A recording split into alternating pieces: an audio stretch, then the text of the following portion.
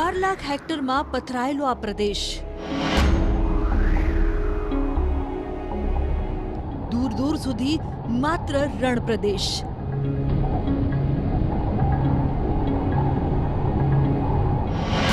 જ્યાં જુઓ ત્યાં ન દેખાય કોઈ માનવ જીવ કે ન દેખાય કોઈ પશુ। ત્યારે આ રણનો એક એવો વિસ્તાર કે જ્યાં વહેતી રહે છે પાણીની અમૃત ધારા। હાલ અમે અત્યારે જે કચ્છના નાના રણ છે તેની એક્ઝેક્ટ વચ્ચે છીએ। દ્રશ્યો હું તમને બતાવવા જઈશ કે તમામ જગ્યાએ જોઈ રહ્યા છો કે દૂર દૂર રેગિસ્તાન જ છે, કોઈ પણ માણસ નથી, કોઈ પણ વ્યક્તિ નથી।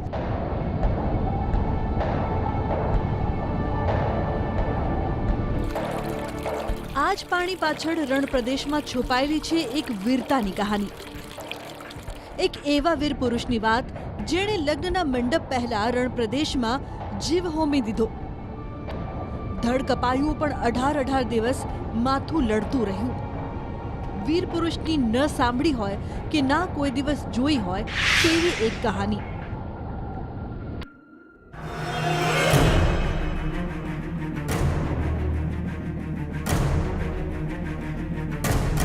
એવું તો શું થયું અહીં કે વીર પુરુષે કેમ લગ્ન મંડપ છોડી રણ પ્રદેશમાં જવું પડ્યું? વીર પુરુષે રણ પ્રદેશમાં પોતાનો જીવ હોમી દેવો પડ્યો। જીવ ગુમાવતા પહેલા રણમાં વહેવડાવી અમૃતની ધારા। કોને બચાવવા રણ પ્રદેશમાં આવ્યા હતા વીર પુરુષ? એક એવું રહસ્ય છે જે સદીઓથી આ પ્રદેશમાં ખોવાયેલું છે।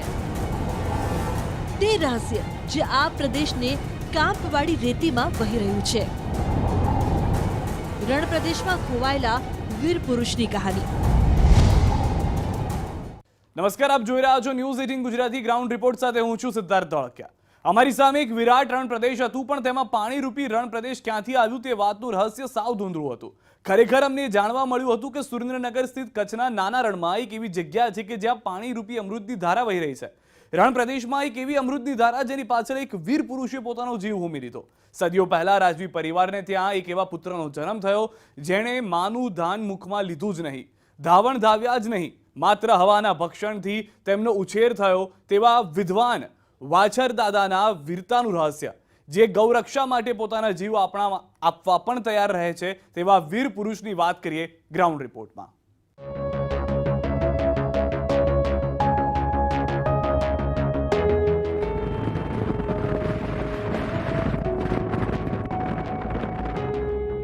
સૂરજની પહેલી કિરણ સાથે અમે અમારા એક્સક્લુઝિવ સફરની શરૂઆત કરી।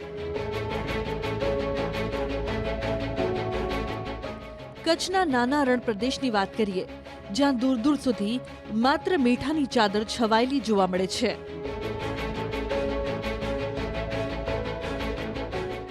છતાં પણ 500 કિલોમીટર દૂરથી પણ લોકો અહીંની મુલાકાત લેવા આવે છે।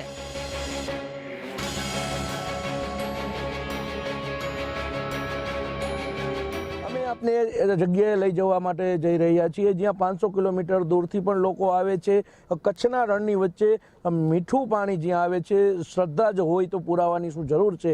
આવી એક અલૌકિક જગ્યા જે આપણે દ્રશ્યો જોઈ રહ્યા છીએ કે જે રણની વચ્ચે અમે તમને લઈ જવા માટે જઈ રહ્યા છીએ। એવી અવિસ્મરણીય આ જગ્યા છે કે જે ઇતિહાસમાં પ્રથમ વખત આપણે જે ન્યૂઝ 18 નેટવર્કની ટીમ પહોંચી રહી છે। આપણે એ જગ્યાનો આજે લાભ લેશું। એ જગ્યા કે જ્યાં પાણીની પણ કમી છે, ત્યાં મીઠું પાણી અવિરતપણે ચાલી રહ્યું છે। આવો આપણે જગ્યાના ખૂબ જ નજીકથી દર્શન કરીએ।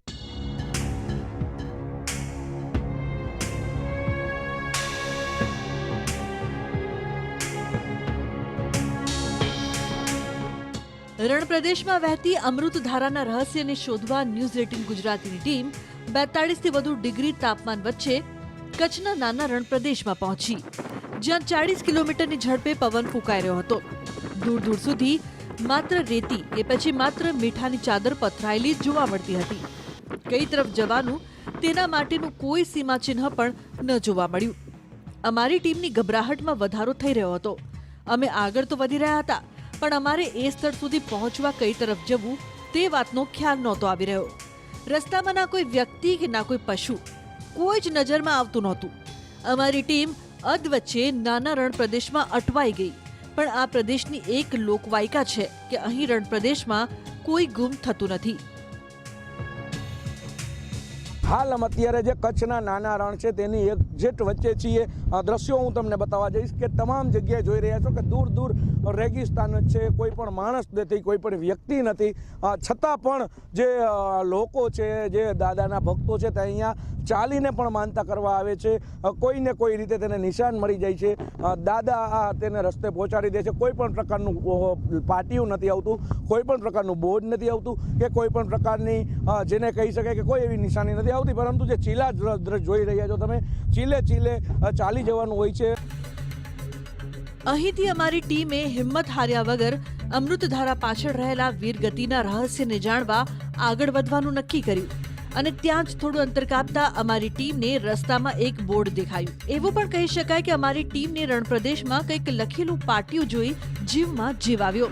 પણ તે બોર્ડ ખૂબ ધૂંધળું દેખાઈ રહ્યું હતું. પણ નીચે ઉતરીને તે બોર્ડ સુધી પહોંચવું પણ ખૂબ અઘરું હતું.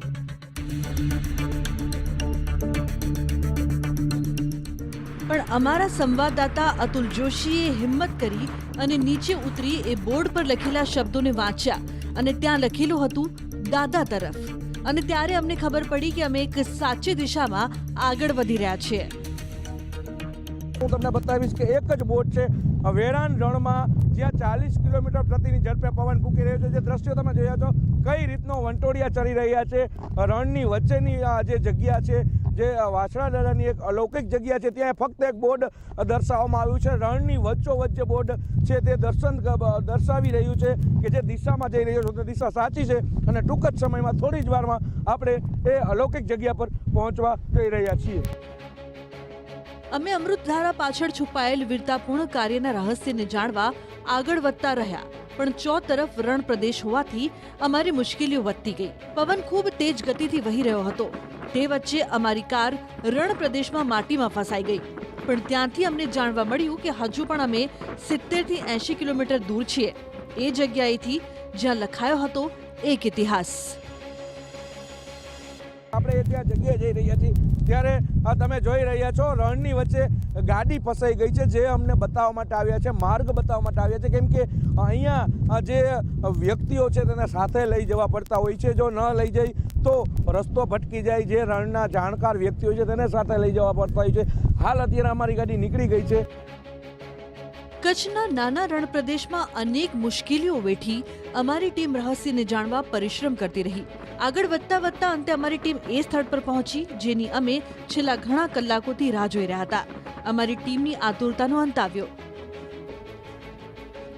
હવે ઇંતજારની ઘડી પૂર્ણ થઈ છે. કચ્છના રણમાં થઈને આપણે હવે આવી ગયા છીએ વીર વછરાજ દાદાની જે જગ્યા છે, જે દ્રશ્યો હું તમને બતાવવા જઈશ, તેની ધજાના દર્શન પણ થઈ રહ્યા છે. ત્યાં આપણે આવી પહોંચ્યા છીએ. આ સ્થળ પર પહોંચ્યા બાદ અમે અહીંના ઇતિહાસને જાણવા ત્યાં ઉપસ્થિત લોકો પાસે માહિતી મેળવી કે કેમ આ સ્થળનું નામ વાછરા દાદાનું ધામ પાડવામાં આવ્યું. સાથે અમે મંદિરની અંદર જઈએ તે પહેલા અમને એક બોર્ડ દેખાયું જ્યાં લખેલું હતું વાછરા દાદાના મસ્તકની જગ્યા 18 કિલોમીટર દૂર.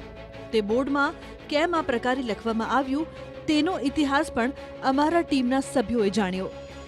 જે દ્રશ્યો હું તમને બતાવવા જઈશ કે જે બોર્ડ પણ છે કે જે વછરાજ દાદાના મસ્તકની જગ્યા ગામ વછરાજપુરા, કે જ્યાં અહીંથી 18 કિલોમીટર આવેલું છે. લોકવાયકા મુજબ 18 કિલોમીટર સુધી વછરાજજી જે છે ગાયોના ધળને બચાવવા માટે લડ્યા હતા અને તેનું ધળ લડ્યું હતું અને ધળ અહીંયા આવીને પડ્યું છે અને મસ્તક વછરાજપુરામાં છે. ત્યારે આપણે પણ તેના ધળની જે જગ્યા છે, જેને મેઇન સ્થાનક માનવામાં આવે છે, ત્યાં જઈએ છીએ અને વીર વછરાજ દાદાની જે આગામી જે લોકવાયકા છે, શું તેમાં હકીકત છે, કેટલી વાસ્તવિકતા છે, કઈ પ્રકારના લોકો તેને માને છે, તે જાણવા જઈશું.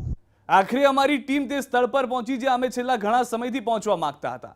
આખરે સ્થળ જેનું રહસ્ય અમે શોધી રહ્યા હતા. અમારી ટીમે ત્યાં શોધખોળ શરૂ કરી, અનેક લોકોને મળ્યા અને એક ગુમનામ રહસ્ય પરથી ધીમે ધીમે પડદો ઉડતો ગયો અને અમારી ટીમ ઝડપથી રહસ્યની નજીક પહોંચતી ગઈ.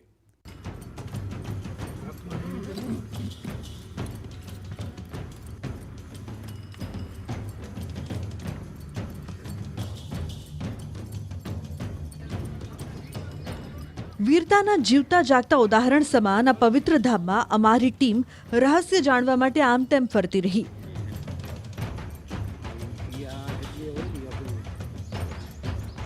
અનેક લોકો સાથે ચર્ચા વિચારણા કરીને માહિતી મેળવતી રહી.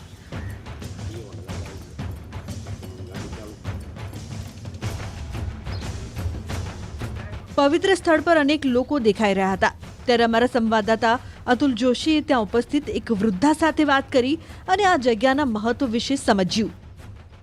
અમે ઝીંઝવાડાથી આવીએ છીએ, ઘણા ટાઈમથી આવીએ છીએ. બાબાના બહુ જ બાબાનું છે, એમનું મહાત્મા બહુ છે. શું મહાત્મા છે? એમનો તમારા કામો કર્યા? અમારા કામો કરે છે દાદા, બધી પાતીના. ગમે એવો થયું હોય આપણાને ઉધરસ ઉટાટિયા ગમે થયું હોય તો મટી જાય. બાબાની બાધા રાખો ને એટલે મટી જ જાય. મારો વીર છે, મારું કામ નહીં કરે એટલું. પછી એને ચારણી ભાષામાં કીધું, સોના વર્ણા સિંહ જીના દૂધે દીવા બરે એવી મારી વેગડ ન આવી વાસડા. એટલે ચારણી ભાષામાં વાસડો કીધો ને, નક વત્સરાજજી નામ, પણ ચારણી ભાષામાં વાસડા તરીકે બિરદાવ્યા. આજે ભારત આખામાં વાસડા દાદા જે કહેવાય એ ઓરિજિનલ જગ્યા કચ્છના નાના રણમાં આ વત્સરાજ બેટ તરીકે આજે ઓળખાય છે. અમારા માટે આશ્ચર્યની વાત એ હતી કે અમને ત્યાં ખૂબ મોટી સંખ્યામાં ગાયો દેખાઈ રહી હતી.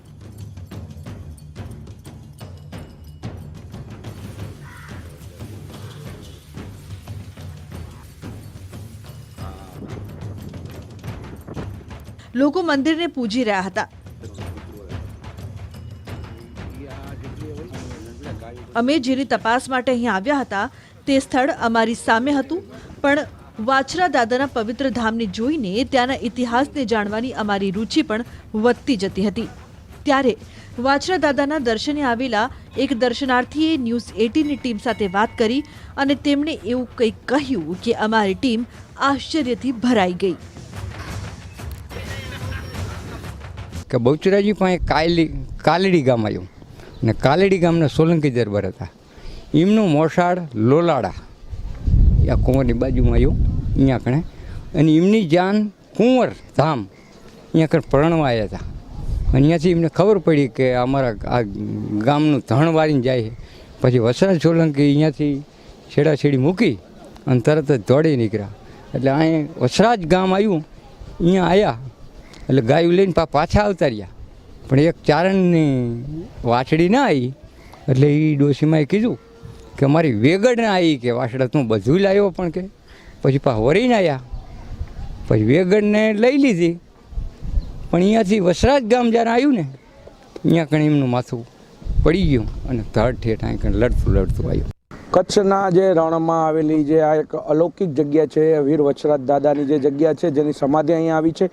કહેવાય છે કે ગાયોના ધણ વાળવા જે ગયેલા જે વીર વછરાજ છે તેની એક વેગડ નામની ગાય જે રહી ગઈ હતી, જે ગામના ચારણાઈની દીકરીની જે ગાય હતી તે વાળવા માટે ગયા હતા અને તે લડતા શહીદ થયા હતા. 18 કિલોમીટર સુધી તેઓ લડ્યા હતા, જેની સમાધિ પણ અહીંયા જે હું તમને દ્રશ્ય બતાવીશ પાછળ જેની સમાધિ છે, જ્યાં લોકો પણ માથું ટેકવે છે.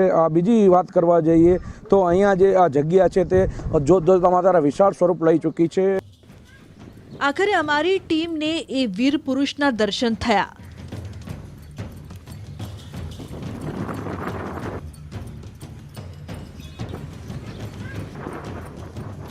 વત્સરાજ સોલંકી વાછરા દાદાની જન્મભૂમિની બહુચરાજી તાલુકાના કાલરી ગામમાં આવેલી છે અને રણકાંઠો કર્મભૂમિ છે તેવું માનવામાં આવે છે. અને વત્સરાજ સોલંકીને લોકો ખૂબ જ માને છે. અને આ એક એવા યુગ પુરુષ દાદા વચરાજ સોલંકી ગૌરક્ષા કાજે વીરગતિને વહાલી કરી અમરત્વ પામ્યા છે અને તેઓ હાલમાં પણ સાક્ષાત બેઠા છે તેવી પણ માન્યતાઓ માનવામાં આવે છે. અને તેમજ વાછરા દાદા લાખો ભાવિકોની શ્રદ્ધા અને આસ્થાના દેવ બન્યા છે. લોકો વાછરા દાદાને ખૂબ જ માને છે અને તેમના શરણે માથું નમાવે એટલે તમામ મનોકામના પૂર્ણ થાય તેવું પણ કહેવાય છે. વાછરા દાદા વીરગતિ પામે તે પહેલા તેમણે રણમાં માં ગંગાના નીર વહેડાવ્યા હતા. સોલંકી કુળના છે ને અમને એના એવા પરસા છે કે આજે હડકવું અને કાર્યત્ર કરે તો એનો કોઈ હાથ પકડતું નથી. હડકવાવાળાને હગો બાપ પણ દીકરો હોય તો એને હડકવાવાળા પાસે જતું નથી. અને આ વાસરો દાડોની ધા લીધા પછી કેટલાય એવા આપણે સામે અનુભવ છે કે ડૉક્ટરોએ જેની સારવાર લીધી હતી એ લોકોને પછી ખ્યાલ આવ્યો કે એને હડકવું થયું, તો એ લોકો છે એ દવાખાને દાખલ થઈને અહીંયા ઇન્જેક્શનો લીધા છે, અને જે ઢોર છે એને 10 વખત વ્યાણું ને દૂધ ખાધું છે એનું. આવા અનેક પરસા છે. સોલંકી અને રાઠોડ કુળના જે છે તેઓ અહીંયા સૌથી પ્રથમ જે કોઈ પણ પ્રસંગ હોય તો કંકોત્રી મૂકવા આવે છે. દ્રશ્યો હું તમને જે બતાવવા જઈશ કે વછરાજ દાદાના જે ખાંભી છે, જેઓનું ધડ છે ત્યાં પડ્યું હતું, જેની બાજુમાં તેમના પત્ની પૂનાબા છે અને દેવલબા જે છે જેમની ગાય જે વેગડ નામની ગાય હતી તેમને પાછી વાળવામાં ગયા હતા અને તેઓનું ધડ છે ત્યાં અહીંયા પડી ગયું હતું. દ્રશ્યોની જે વાત કરવા જઈએ, અહીંયા જ બાજુમાં પણ એક ગંગાજી પણ તેને વહેતા કરેલા હતા, જેમાંથી તે ગંગાજી મીઠું પાણી બહાર કાઢતા હતા અને જે ઇતિહાસ છે લોકો પણ અહીંયા આવે છે.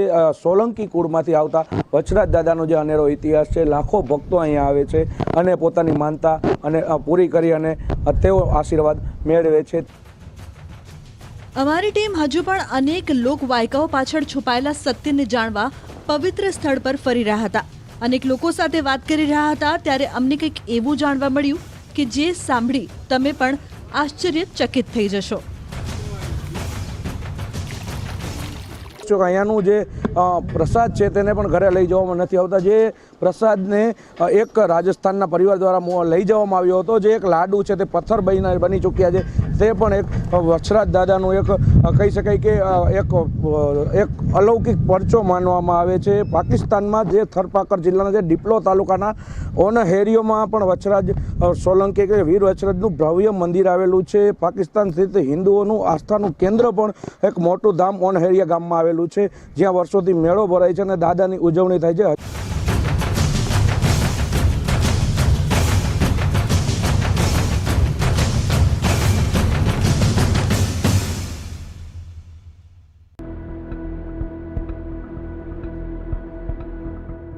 લોકવાયકા પ્રમાણે વછરાજ દાદા સતત 18 દિવસ સુધી આ જગ્યાએ તેઓનું ધડ ગાયને બચાવવા માટે લડતું રહ્યું હતું. ત્યારે તેના ગામની ચારણ આઈ ત્યાં આવી અને તેઓને સજીવન કર્યા હતા.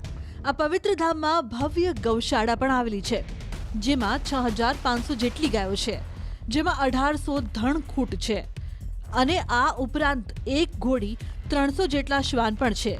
એ બધા જ જ્યારે સાંજના સમયે આરતી થાય છે ત્યારે વીર વછરાજ દાદાના નિજ મંદિર પાસે આવીને હાજરી પુરાવવાનો નિત્યક્રમ રાખે છે. હજારોની સંખ્યામાં ત્યાં ઉપસ્થિત ગાયોને ક્યારેય ભૂખી રહેતી નથી જોઈ. દાદા સતત તેમને કંઈક ને કંઈક પૂરું પાડી જ દે છે તેવું ગૌશાળામાં સેવા કરતા સેવાધારીનું કહેવું છે. 10 વર્ષથી સેવા આપું હું અને આ હું કેશિયર એકાઉન્ટ નંબર હું દાદાની જગ્યાની અંદર. આ જે જગ્યા કઈ જગ્યા કહેવાય છે અને જગ્યાનું મહત્વ શું છે? આ જગ્યાનું મહત્વ એવું છે કે આપણે વીર વછરાજ દાદાની જગ્યા છે. અહીં આપણે 6000 ગાયું છે, 3200 ગાયું છે, 2000 ખૂટિયા આખલા કે ને એ ખૂટિયા છે, 700 થી 800 વાસુડા છે, કુલ કરીને 6 થી 6500 ટોટલ આપણી ગૌશાળાની અંદર છે. વેગડ ગાય જે છે તેનો વંશ પણ આપણે જોઈ શકીએ છીએ. જે વેગડ ગાય હતી તેના માટે લડ્યા હતા, તેઓએ પોતાની કુરબાની આપી દીધી હતી, બલિદાન આપી દીધું હતું. ચાલુ ફેરે તેઓ નીકળી ગયા હતા અને આ વેગડ ગાયને બચાવી હતી. જે દેવલબા નામની જે ચારણાઈ હતી તેમની આ વેગડ ગાય હતી. આ એનો જ વંશ છે. અત્યારે હાલમાં 6500 જેટલો અહીંયા જે ગાયો છે, જેમાં 2200 જેટલા આખલાઓ છે અને 700 જેટલા વાછરડાઓ છે. દ્રશ્યો જે તમે જોઈ રહ્યા છો, જે તમામ ગાયો છે તેમાં એક પણ ગાય છે તેને કોઈ પણ જગ્યાએ તેને બહાર જવા દેવામાં આવતી નથી. તમામ પ્રકારની તેની સુવિધા અહીંયા કરવામાં આવી છે. તેનું દૂધ હોય કે પછી ઘી હોય, કોઈ પણ વસ્તુ ઉપયોગમાં પણ આજની તારીખે લેવામાં આવતી નથી. ત્યારે આ વેગડ ગાયનો ઇતિહાસ છે તે આજની તારીખમાં પણ જ્યાં સુધી વછરાજ સોલંકી રહેશે ત્યાં સુધી વેગડ ગાય રહેશે અને વેગડ ગાય રહેશે ત્યાં સુધી આ વછરાજ દાદાની જગ્યાનું મહત્વ રહેશે. વીર વછરાજ દાદાના દર્શન માટે આવેલા દર્શનાર્થીઓએ કહ્યું કે ગાયોને બચાવવા દાદાએ રણ પ્રદેશમાં યુદ્ધ કર્યું અને આ યુદ્ધમાં તેઓનું ધડ અને માથું અલગ થઈ ગયું હતું, જે સતત તે રાક્ષસ સામે લડતા રહ્યા અને આખરે તેઓ વીરગતિ પામ્યા.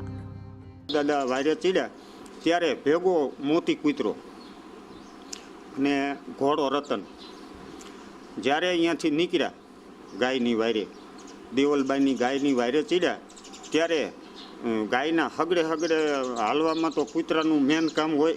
તો વસરાજજીએ કીધું, મોતી તું મોર હાલ, પાછળ મારો રતન ઘોડો હાલશે, કદાચ મારું મસ્તક કપાય તો આ દુશ્મનોને ગોતી ગોતીને મારવાનું કામ તારે કરવાનું, કાપવાનું કામ મારું ધડ કરશે. આ દાદાનો ઇતિહાસ છે. અમારી ટીમ રણ પ્રદેશમાં વહેતા અમૃતધારાને શોધવા આવી હતી. તે રહસ્યની જાણ હજુ સુધી અમને થઈ ન હતી. અમે અનેક લોકો સાથે આ પવિત્ર સ્થળ પર વાતચીત કરી. અમે આગળ વધતા ગયા, પણ આખરે 2 થી 3 લોકોએ અમને રણ પ્રદેશમાં વહેતા એ પાણીનું રહસ્ય જણાવ્યું અને અમને મળી એક મોટી સફળતા. આ વીર વચરાજ દાદાના સ્થાને અનેક પારખા થઈ ચૂક્યા છે.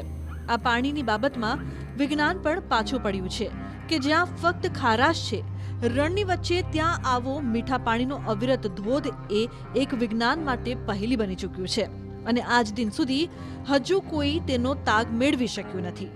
તો દેવલબાઈએ વરદાન આપ્યું છે, એનો આજ પુરાવો છે કે આ રણની અંદર જ્યાં સુધી આ જગ્યામાં વેગડ ગાયનો વંશવેલો રહેશે ત્યાં સુધી આ પાણી અમર રહેશે.